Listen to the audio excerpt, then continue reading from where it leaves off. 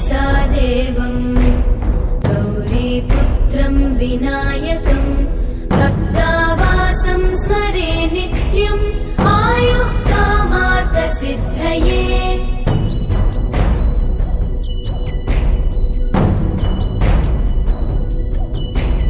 प्रथमं वक्रतुण्डं च एकदन्तं द्वितीयकं तृतीयं कृष्णपिङ्गाक्षं गजवक्त्रं चतुर्थकम्।